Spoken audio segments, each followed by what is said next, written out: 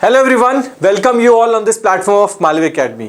जैसा कि आप सभी को अभी तक पता चल चुका होगा कि जो CUET PG का जो नोटिफिकेशन है फॉर्म भरने का वो आ चुका है। सारी डिटेल्स पब्लिक प्लेटफॉर्म में अब आ चुकी हैं। आपको फॉर्म भर के प्रिपरेशन की ओर आगे बढ़ना है। टेंटेटिव डेट्स भी आ चुकी हैं कि कब एग्जाम होगा। अब इस दिशा में बढ़ते हुए आपको ये ध्यान रखना है कि आपको प्रिपरेशन अब अपनी कैसे स्ट्रीमलाइन करनी, जो भी आपके पास बचे हुए समय है। तो अगर देखा जाए लमसम आपके पास 60 दिन है। Let's divide it into 8 weeks and will see कि क्या हम प्रिपरेशन स्ट्रैटेजी फॉलो कर सकते हैं, किस तरह से चैप्टर्स को देख सकते हैं, जो क्वेश्चन पेपर हमारे पास अवेलेबल है हम उसको देख सकते हैं in order to streamline our preparation and get the best out of us. So will move ahead and see कि क्या हमारे पास चैप्टर्स का अवेलेबिलिटी है। तो जो चैप्टर्स जारी किए हैं CUET PG साइकोलॉजी विषय के लिए, तो ये टोटल 13 चैप्टर्स हैं। आप लिस्ट आपके सामने हैं और मुझे उम्मीद है कि आप भी एक्सेस कर पा रहे होंगे पब्लिक डोमेन में जो चैप्टर्स का अवेलेबिलिटी प्रोवाइड कराया है NTA ने। तो ये आपके पास जो चैप्टर्स की लिस्टिंग है इसको आप बहुत ध्यान से देखिए और क्लासिफिकेशन जो है आप ये समझ पा रहे होंगे कि जो अवेलेबल है वो आपको ये देखने को मिलेगा कि ये जो 3 चैप्टर्स है स्टार्टिंग के, ये कुछ सिमिलर नेचर कैरी करते हैं। फिर आपका एक चैप्टर अपने में इंडिविजुअल चैप्टर है। अगर आप यहाँ पे आके 12th चैप्टर की बात करें तो आप नॉर्मल साइकोलॉजी और क्लिनिकल साइकोलॉजी, इसमें आप जैसे आप साइकोपैथोलॉजी को डील करते हैं, और क्लिनिकल साइकोलॉजी में आप बात करेंगे थेरेपेटिक अप्रोचेस की। सो ये आपके पास एक चैप्टर ओवरव्यू है। अगर हम देखें कि कैसे अप्रोच करना है हमें एग्जाम के लिए, तो 6 डेज फॉर स्टडी रख सकते हैं, 1 डे फॉर रिवीजन कर सकते हैं। फिर हम टॉपिक्स पर डे की अगर बात करें हमारा क्या अप्रोच हो सकता है, तो 2 टॉपिक्स सब topics from syllabus covered in each class session हम लोग कर सकते हैं, ठीक है। और 3 to 4 आवर्स हम लोग focusing on detailed lecture notes and practicing questions जो हम लोग कराते हैं, आप उस पर ध्यान कर सकते हो। अच्छा, एक चीज है कि ये ऐसा नहीं कि एकदम आपको यही पैटर्न फॉलो करना है। Obviously you all have your own strategy, you may prefer your own strategy, and जो आपका एक तरीका हो सकता है वो आपका यूनिक हो सकता है। This is just a general guideline जो हमारी तरफ से जो हम पढ़ते हैं, हम समझते हैं कि हाँ किस तरह से एक बेहतर स्ट्रैटेजी, एक रोड मैप तैयार किया जा सकता है जिससे कोई स्टूडेंट अच्छा प्रिपेयर कर सके। And this is what we are referring to you when it comes to week 1 या वीक 1 to जो डेज 1 to 6 की जो क्लासेस होंगी, इसमें आप बेसिक्स ऑफ साइकोलॉजी के जो चैप्टर्स हैं उसको आप कवर कर सकते हो, जिसमें आपका चैप्टर 1 to 3 कवर होगा। और ये आप जो है फर्स्ट वीक में कंप्लीट कर सकते हो बहुत ही अच्छे से। बहुत ऐसा नहीं कि इसमें आपको बहुत इन डेप्थ पढ़ना है, ऐसा कोई जरूरी नहीं। इसमें बहुत सारे आपको पॉइंट्स, बहुत सारे फैक्ट्स आपको ध्यान में रखने होंगे, और एक जो बेसिक आइडिया है स्कूल्स ऑफ साइकोलॉजी का, हिस्ट्री ऑफ साइकोलॉजी का, वो आपको होना चाहिए। आगे बढ़ के अगर हम देखेंगे नेक्स्ट वीक में हम बात कर सकते हैं बायोलॉजिकल बेसिस ऑफ बिहेवियर की। एक इंपॉर्टेंट और लेंदी चैप्टर है जिसमें हम बहुत सारी चीजें पढ़ते हैं, बहुत अच्छे अच्छे टॉपिक्स पढ़ते हैं। For example action potential and जो system of endocrine glands etcetera. तो वहां पे अगर हम उसको कवर करेंगे तो again we will have day 8 9 में हम इन टॉपिक्स को कवर कर सकते हैं, 10 11 में इनको, 12 13 में फिर हम लोग क्वेश्चन आंसर और मॉक टेस्ट लगा सकते हैं। देखिए हर एक चैप्टर के लिए क्वेश्चन आंसर और मॉक टेस्ट इंपॉर्टेंट हो जाता है, क्योंकि that gives you the real understanding कि आपने क्या पढ़ा है। जैसे कैसा तो है नहीं कि सारी कथा कर ली और फिर कथा खत्म हो गई, कथा से जुड़े हुए प्रश्न भी तो पूछे जाएंगे कि भैया सत्यनारायण जी भगवान कौन थे, तो वो वाली बात है। तो ऐसा नहीं कि बस कथा खत्म हो गई, तो कथा जो भी है आपने पढ़ी, तैयारी की, उस कथा से जुड़े हुए प्रश्नों को भी आपको हल करना है और उसका रिलेवेंट रिवीजन करना है। When it comes to learning and memory chapter, तो आप 3rd वीक में कर सकते हो, जिसमें आप बात करोगे जो इंपॉर्टेंट सेक्शंस है जैसे क्लासिकल एंड ऑपरेंट कंडीशनिंग, और भी डिफरेंट टाइप्स ऑफ जो लर्निंग अवेलेबिलिटी है वहां पे, ऑब्जर्वेशनल लर्निंग है ना, इनसाइट लर्निंग एक्सेट्रा की आप बात करोगे। फिर आप मेमोरी वाला चैप्टर भी इसी में आप कंटिन्यू कर सकते हो, जिसमें फॉरगेटिंग एक इंपॉर्टेंट चैप्टर है, सेक्शन है इसी चैप्टर का, वो आप कवर करोगे। और again revision and question and answer simultaneously चलता रहेगा।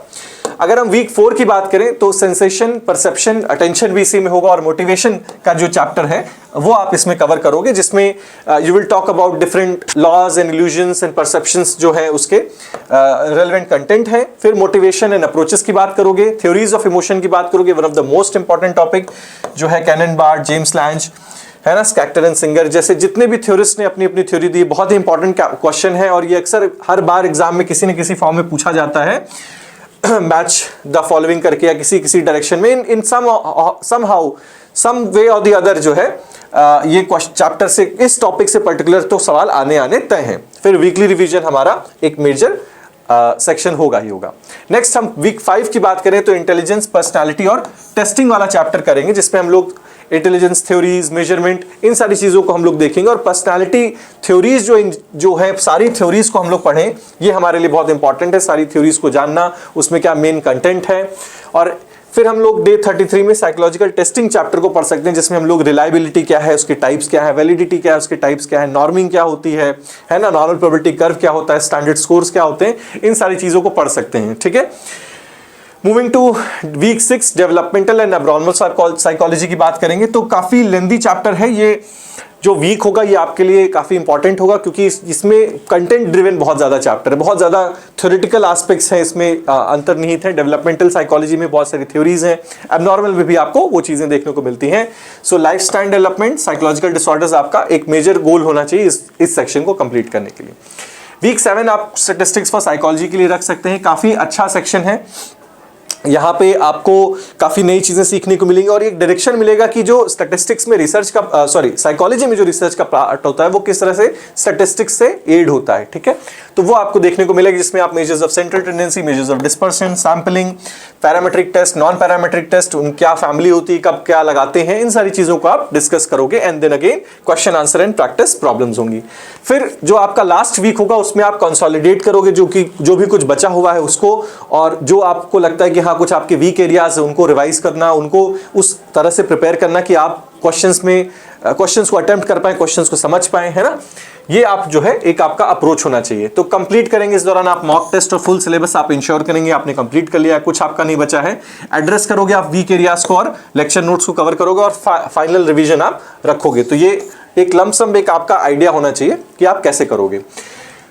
Coming back to the paper analysis, जो प्रीवियस ईयर पेपर एनालिसिस है, पीवाईक्यू एनालिसिस, उसको जो हमने रेफर किया है, तो हमने ये आइडिया लगाया कि जो एस्टिमेटेड क्वेश्चंस होते हैं वो जो चैप्टर वाइज वो कुछ इस तरह से हैं कि इस चैप्टर से इतने इतने इतने इस तरह से प्रश्न आए हैं। तो अगर आप देखेंगे तो जो वेट डिस्ट्रीब्यूशन है काफी ज्यादा कहीं ना कहीं आपको किन्हीं चैप्टर्स में मिलता है, लेकिन ये आप एकदम तयशुदा नहीं मान के चलेंगे कि अगली बार भी यही होने वाला है। ठीक है, तो ये बस एक ट्रेंड है, एक पैटर्न है, एनटीए है, चेंज कर सकता है। क्वेश्चन पेपर जो सेट करने वाले हैं वो अलग तरीके से बना सकते हैं, हो सकता है कि किसी और हिस्से से पूछ ले, या अगर बहुत इक्वल प्रोपोर्शन में डिवीजन आ रहा है तो चेंज कर सकते हैं। तो it is not something that you should be completely and सोलिली relying on कि हाँ हर बार आता है तो इस बार भी आएगा, बट एक माइंडसेट जरूर रखना है कि इतना इंपॉर्टेंस, इतना वेटेज इस चैप्टर को देना है।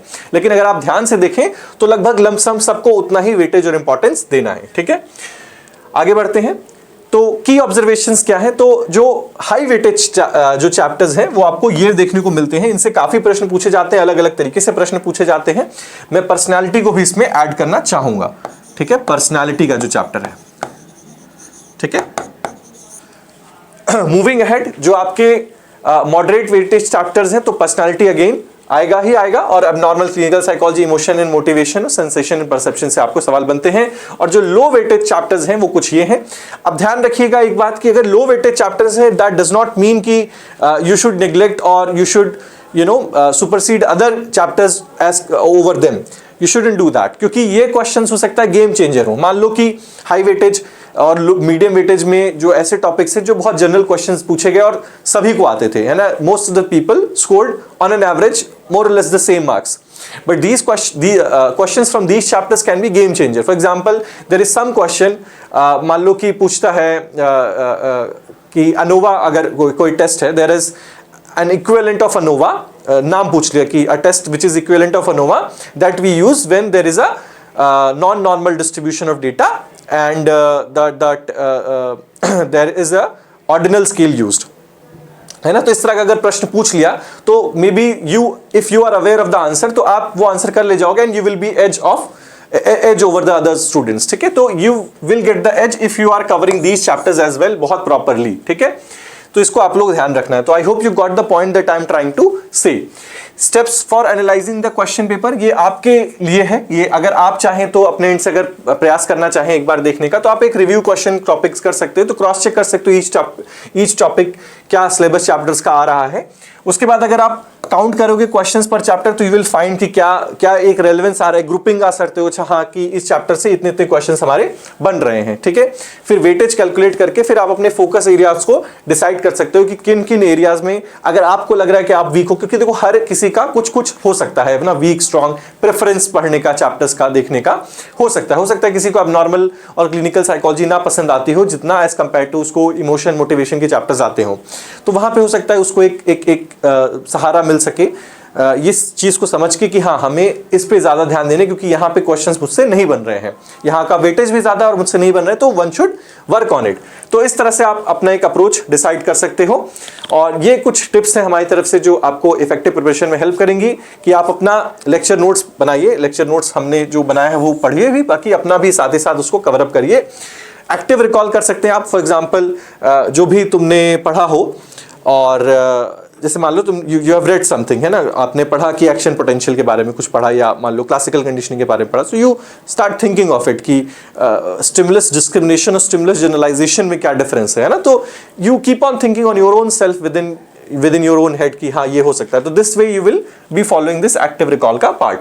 मॉक टेस्ट अटेम्प्ट कीजिए, रिवीजन डे को दिन आप जो है एक रिवाइज पूरा रखिए अपना, जो भी आपका रिवीजन डे उस दिन आप पूरा थॉरो उस पर्टिकुलर सेक्शन को रिवाइज कीजिए। ऐसा नहीं कि इन बिटवीन ही आप जो है सारा सिलेबस बैठ गए रिवाइज करने, ऐसा मत कीजिए। कुछ हिस्सों में डिवाइड करके रिवीजन करना शुरू कीजिए, और एक लास्ट फाइनल डे जो होना चाहिए आपका, तब आप जो है अपने पन्ने पलटिए फाइनल रिवीजन डे वाले दिन, और फोकस करिए अपने वीकर सेक्शन में। जो आपको ध्यान रखना है ये आपके लिए बहुत इंपॉर्टेंट है। वैसे जैसे मैंने बोला कि अगर आपको लगता है कि एबनॉर्मल साइकोलॉजी, क्लिनिकल साइकोलॉजी आपके लिए एक वीकर सेक्शन है, तो you dedicate specific amount of time for that. So ये मेरी तरफ से फाइनल सजेशंस थे आपके लिए। तो बचे हुए जो भी दिन है 60 डेज ऑलमोस्ट मान के चलते हैं, इन दिनों को आप अच्छे से यूटिलाइज कीजिए और अच्छे से एकदम स्ट्रीमलाइन तरीके से तैयारी कीजिए। अपने ग्रे एरियाज को पहचानिए, अपने स्ट्रॉन्ग एरियाज को पहचानिए, अपने वीक एरियाज को पहचानिए। स्ट्रॉन्ग एरियाज को मेंटेन रखिए, वीक एरियाज पे काम कीजिए और ग्रे एरियाज में क्लैरिटी लाइए। ठीक है, ये आप काम कर सकते हो। इस तरह से आप प्रयास करिए चीज़ों को स्ट्रीमलाइन करके तैयारी करने की, जिससे आपको CUET PG में सफलता मिले, आप अच्छे मार्क्स स्कोर करो और get into a best place of your choice for your masters. ठीक है, चलो बेस्ट विशेस, गुड लक।